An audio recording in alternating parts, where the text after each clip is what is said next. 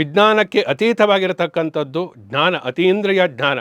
ಅಂತಹ ಅತೀಂದ್ರಿಯವಾದಂತಹ ಜ್ಞಾನ ಏನಿದೆ ಅದು ಕಣ್ಣಿಗೆ ಕಾಣತಕ್ಕಂಥದ್ದಲ್ಲ. ಕೇವಲ ಸರಸ್ವತಿಯ ಅನುಗ್ರಹ ಆದರೆ ಮಾತ್ರ ಅಂತಹ ಜ್ಞಾನವನ್ನು ನಾವು ಪಡೆಯುವುದಕ್ಕೆ ಸಾಧ್ಯ.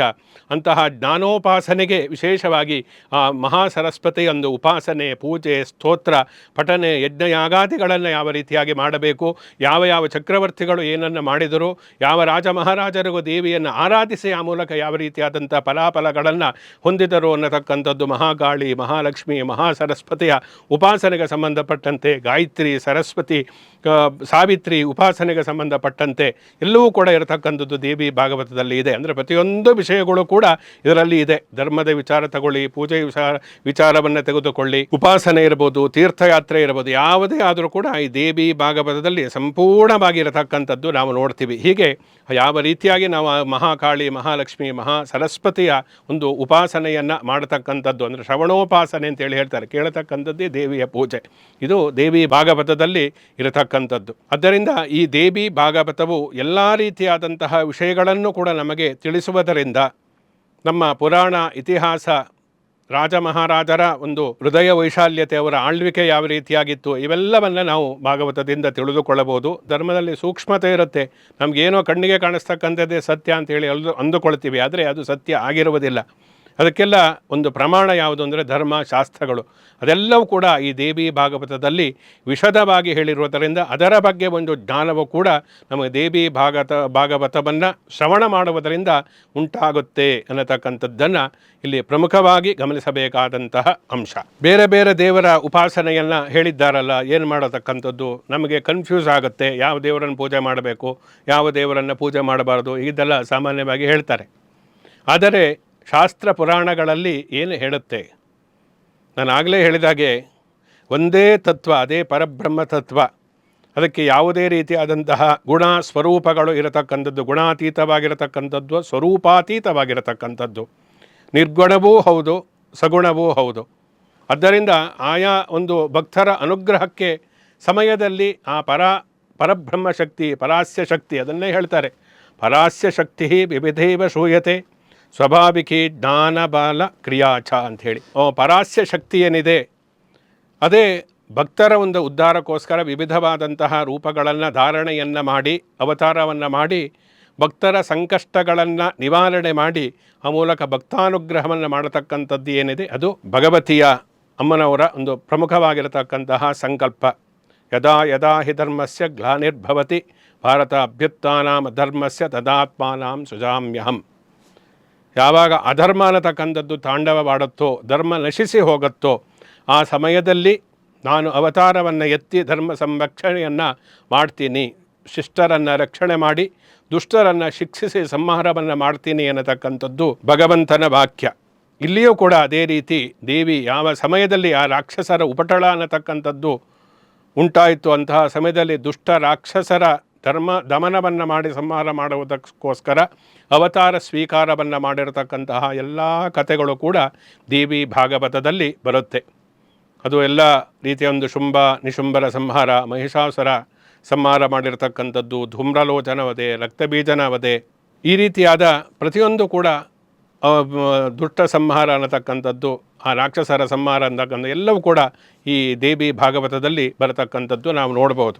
ಈ ದೇವಿ ಭಾಗವತದಲ್ಲಿ ಪ್ರಮುಖವಾಗಿ 12 ಸ್ಕಂದಗಳಿದೆ.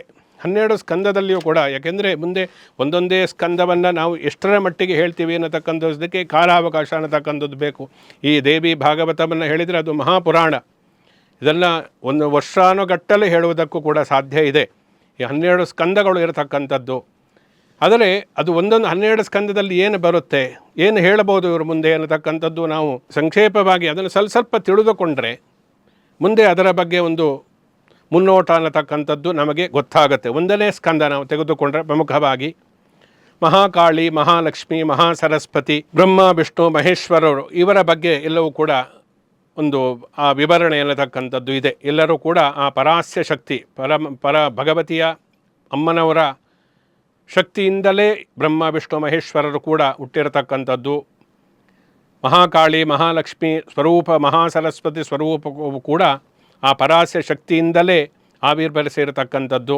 ಇವೆಲ್ಲವೂ ನಮಗೆ ಗೊತ್ತಾಗುತ್ತೆ. ಯಾರೂ ಕೂಡ ಆ ಶಕ್ತಿಯಿಂದ ವಿಮುಖರಾಗಿ, ಆ ಶಕ್ತಿ ಇಲ್ಲದೆ, ಶಕ್ತಿಯ ಸಹಾಯ ಇಲ್ಲದೆ, ಶಕ್ತಿಯ ಅನುಗ್ರಹ ಅನ್ನತಕ್ಕಂಥದ್ದು ಇಲ್ಲದೆ ಬ್ರಹ್ಮ ವಿಷ್ಣು ಮಹೇಶ್ವರರು ಕೂಡ ಏನು ಮಾಡುವುದಕ್ಕೂ ಕೂಡ ಸಾಧ್ಯ ಇಲ್ಲ ಅನ್ನತಕ್ಕಂಥದ್ದು. ಸ್ವತಃ ಶಿವನೇ ಶವನಾಗಿ ಬಿಡ್ತಾನೆ ಅನ್ನತಕ್ಕಂಥದ್ದೆಲ್ಲೂ ಕೂಡ ಇಲ್ಲಿ ಪ್ರಮುಖವಾಗಿ ಬರುತ್ತೆ. ಮಣಿದ್ವೀಪದ ಒಂದು ವರ್ಣನೆ ಅನ್ನತಕ್ಕಂಥದ್ದು, ದೇವಿ ವಾಸಸ್ಥಾನ ಏನಿದೆ ಅದು ಮಣಿದ್ವೀಪ. ಮಣಿದ್ವೀಪದ ಬಗ್ಗೆ ಇರತಕ್ಕಂಥದ್ದು ಒಂದು ವಿಶದವಾಗಿ ಅದರ ಒಂದು ವಿವರಣೆ ಅನ್ನತಕ್ಕಂಥದ್ದಿದೆ. ಬ್ರಹ್ಮ ವಿಷ್ಣು ಮಹೇಶ್ವರರಿಗೆ ದೇವಿ ಯಾವ ಕೆಲಸವನ್ನು ಮಾಡುವುದಕ್ಕೆ, ಲೋಕಪಾಲನೆಯನ್ನು, ಸೃಷ್ಟಿಯನ್ನು, ಸ್ಥಿತಿಕರ್ತನಾಗಿ ವಿಷ್ಣುವನ್ನು, ಲಯಕರ್ತನಾಗಿ ರುದ್ರನನ್ನು ಯಾವ ರೀತಿ ನೇಮಕವನ್ನು ಮಾಡಿದಳು ಅನ್ನತಕ್ಕಂಥದ್ದು. ಜೊತೆಯಲ್ಲಿ ಆ ಬ್ರಹ್ಮ ವಿಷ್ಣು ಮಹೇಶ್ವರರ ಒಂದು ಅಭೇದವನ್ನು ಯಾರು ತಿಳಿದುಕೊಳ್ತಾರೋ ಅವರು ಮಾತ್ರ ಆ ಭಗವತಿಯ ಅಮ್ಮನವರ ಭಗವಂತನ ಅನುಗ್ರಹಕ್ಕೆ ಪಾತ್ರರಾಗ್ತಾರೆ ಅನ್ನತಕ್ಕಂತಹ ವಿಚಾರ ಎಲ್ಲ 1ನೇ ಸ್ಕಂದದಲ್ಲಿ ಬರುತ್ತೆ. ಅಂದರೆ ಆ ಭೇದ ಭಾವವನ್ನು ಮಾಡಬಾರದು. ಶಿವಕೇಶವರಲ್ಲಿ ಭೇದ ಭಾವವನ್ನು ಮಾಡತಕ್ಕಂಥದ್ದು ಏನಿದೆ, ಬ್ರಹ್ಮ ವಿಷ್ಣು ಮಹೇಶಾನ ಮಧ್ಯೆ ಯೇ ಭೇದ ದರ್ಶಿನಃ ನತೇ ಯೋಗ್ಯೇ ಕಥಾಶ್ರವೆ ಅಂತೇಳಿ ಹೇಳ್ತಾರೆ. ಯಾರು ಶಿವಕೇಶವರಲ್ಲಿ, ಬ್ರಹ್ಮ ವಿಷ್ಣು ಮಹೇಶ್ವರರಲ್ಲಿ ಭೇದವನ್ನು ಕಲ್ಪನೆಯನ್ನು ಮಾಡ್ತಾರೋ, ಈ ದೇವರ ಜಾಸ್ತಿ ವಿಷ್ಣು ಜಾಸ್ತಿ ಅಂತ ಕೆಲವರು, ಶಿವ ಜಾಸ್ತಿ ಅನ್ನತಕ್ಕ ಇನ್ನು ಕೆಲವರು, ಈ ರೀತಿಯಾಗಿ ಶಿವಕೇಶವರಲ್ಲಿ ಭೇದ ಕಲ್ಪನೆಯನ್ನು ಮಾಡತಕ್ಕಂಥವರು ಇಂತಹದನ್ನೆಲ್ಲ ಕೇಳುವುದಕ್ಕೆ ಅವರಿಗೆ ಅನರ್ಹರು, ಯೋಗ್ಯತೆಯೇ ಇಲ್ಲ ಅಂಥೇಳಿ ಅದರಲ್ಲಿ ಹೇಳ್ತಾರೆ. ಆದ್ದರಿಂದ ಯಾರು ಈ ದೇವಿ ಭಾಗವತವನ್ನು ಕಥಾಶ್ರವಣ ಮಾಡುವುದಕ್ಕೆ ಅರ್ಹತೆಯನ್ನು ಹೊಂದುತ್ತಾರೆ ಅನ್ನತಕ್ಕಂಥವರು ಯಾರು ಅಂತಂದರೆ ಅಭೇದ ಬುದ್ಧಿಯನ್ನು ಹೊಂದಿರತಕ್ಕಂಥವರು. ಎಲ್ಲವೂ ಆ ಭಗವಂತನ ಅಧೀನದಲ್ಲೇ ಇರತಕ್ಕಂಥದ್ದು. ಭಗವಂತನ ಶಕ್ತಿ ಅದು ಭಗವತಿ. ಈ ರೀತಿಯಾದಂತಹ ಭಾವನೆ ಇಟ್ಟುಕೊಂಡು ಅಭೇದ ಬುದ್ಧಿಯಿಂದ ನಾವು ಕೇಳಿದರೆ ಮಾತ್ರ ಆ ಭಗವತಿ ಅನುಗ್ರಹ ಅನ್ನತಕ್ಕಂಥದ್ದು ಉಂಟಾಗುತ್ತೆ. ಜೊತೆಯಲ್ಲಿ ಅವಳು ಗುಣಾತೀತಳೂ ಹೌದು, ಸಗುಣಳೂ ಹೌದು. ಭಕ್ತರ ಒಂದು ಅಭೀಷ್ಟವನ್ನು ಈಡೇರಿಸುವುದಕ್ಕೆ ಸುಗುಣ ಸ್ವರೂಪದಲ್ಲಿ, ನಾವು ಸರಸ್ವತಿ ಅಂತಾರೆ ಸರಸ್ವತಿ ರೂಪದಲ್ಲಿ, ಲಕ್ಷ್ಮೀ ಅಂತ ಆರಾಧಿಸಿದಾಗ ಲಕ್ಷ್ಮೀ ರೂಪದಲ್ಲಿ, ಮಹಾಕಾಳಿಯ ರೂಪದಲ್ಲಿ ಆರಾಧಿಸಿದಾಗ ಮಹಾಕಾಳಿಯ ರೂಪದಲ್ಲಿ, ಗ್ರಾಮದೇವತೆಯಾಗಿ ನಾವು ಆರಾಧಿಸಿದಾಗ ಆ ಸ್ವರೂಪದಲ್ಲಿ, ವಿಷ್ಣು ಅಂದಾಗ ವಿಷ್ಣುನ ಸ್ವರೂಪದಲ್ಲಿ, ಶಿವ ಅಂದಾಗ ಶಿವ ಸ್ವರೂಪದಲ್ಲಿ, ಮಹಾಗಣಪತಿಯನ್ನು ನಾವು ಪೂಜೆಯನ್ನು ಮಾಡಿದಾಗ ಆ ರೂಪದಲ್ಲಿ ನಮಗೆ ಅನುಗ್ರಹವನ್ನು ಅವಳು ಮಾಡ್ತಾಳೆ. ಯಾಕೆಂದರೆ ದೇವರಿಗೆ, ಅಮ್ಮನವರಿಗೆ ಶಕ್ತಿ ಇದೆ ಅಂದಮೇಲೆ ಒಂದೇ ರೂಪದಲ್ಲಿ ಇರಬೇಕು ಅಂತೇನೂ ಇಲ್ಲ. ಸಗುಣಳು ಹೌದು, ನಿರ್ಗುಣ ಹೌದು. ನಿಮಗೆ ಯಾವ ರೂಪ ಬೇಕೋ ಆ ರೂಪ ಧಾರಣೆಯನ್ನು ಮಾಡತಕ್ಕಂಥ ಶಕ್ತಿ ಇದ್ದಿದ್ದಕ್ಕೆ ಅವಳಿಗೆ ಭಗವತಿ ಅಂತೇಳಿ ನಾವು ಹೇಳ್ತಕ್ಕಂಥದ್ದು, ಭಗವಂತ ಅಂತ ಹೇಳ್ತಕ್ಕಂಥದ್ದು. ಒಂದೇ ಹುಟ್ಟಿದಲ್ಲಿಂದ ಅದು ಮುಗಿಯುವವರೆಗೂ ಕೂಡ ಒಂದೇ ರೂಪದಲ್ಲಿದ್ದರೆ ಅದು ದೇವರು ಅಂತ ಆಗುವುದಿಲ್ಲ, ಅವರು ಪ್ರವರ್ತಕರು ಅಂತ ಹೇಳಿ ಆಗುತ್ತೆ. ಆದರೆ ದೇವರಿಗೆ ಸರ್ವಶಕ್ತಿ ಸ್ವರೂಪಿಣಿಯಾಗಿರತಕ್ಕಂತಹ ಅಮ್ಮನವರು ಯಾವ ರೂಪದಲ್ಲಿಯೇ ನಾವು ಆರಾಧನೆಯನ್ನು ಮಾಡಿದರೂ, ಪೂಜೆಯನ್ನು ಮಾಡಿದರೂ, ಉಪಾಸನೆಯನ್ನು ಮಾಡಿದರೂ ಕೂಡ ಆ ರೂಪದಲ್ಲಿ ನಮಗೆ ಅನುಗ್ರಹವನ್ನು ಮಾಡ್ತಾಳೆ ಅನ್ನತಕ್ಕಂಥದ್ದು ದೇವಿ ಭಾಗವತದ 1ನೇ ಸ್ಕಂದದಲ್ಲಿ ಬರತಕ್ಕಂಥದ್ದು ನಾವು ನೋಡ್ಬೋದು. ಆ ಮಾಯೇನದ ದೇವಿಯ ಮಾಯೆ ಏನಿದೆ ಅದು ಅಚಿಂತ್ಯವಾಗಿರತಕ್ಕಂಥದ್ದು, ನಮ್ಮ ಕಲ್ಪನೆಗೂ ಕೂಡ ನಿಲುಕದೇ ಇರತಕ್ಕಂಥದ್ದು. ವಿಷ್ಣು ಮಾಯಾ ವಿಲಾಸಿನಿ ಅಂತೇಳಿ ಹೇಳಿದೆ. ವಿಷ್ಣು ಎಷ್ಟು ಅವತಾರಗಳಂತ ಅವೆಲ್ಲ ಕೂಡ ಮಾಯೆ ಅಂತೇಳಿ ನಾವು ಭಾವಿಸ್ತಕ್ಕಂಥದ್ದು.